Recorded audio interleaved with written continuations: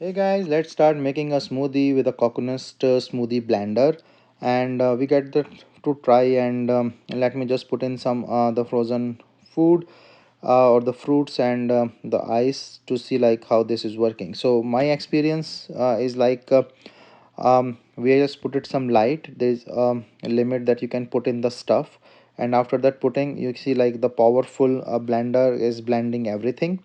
You have to keep pressing the button to do that the blending action. And this have this 25,000 rpm powerful motor with the blender and the grinder combo.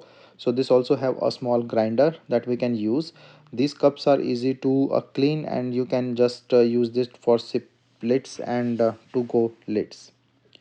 This is really a 900-watt max power with the 4 blades and nice safety features.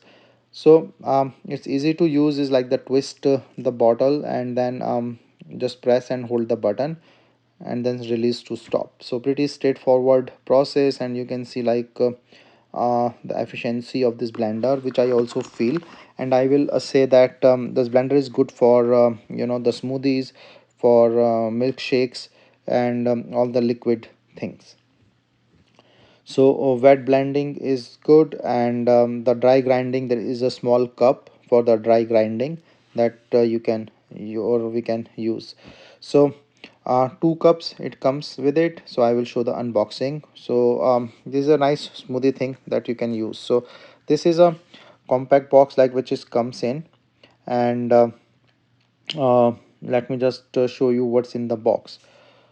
Now for me, I will say that because it's a two combo like a grinder, and it comes as a smoothie blender as well, and also this comes with a two go the sip thing.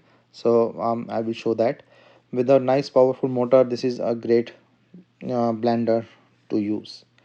And I have that experience that I am able to make my smoothie. I am able to make the milkshakes. I use it for some time. Cleaning is not a problem, using it is not a problem, it is straightforward.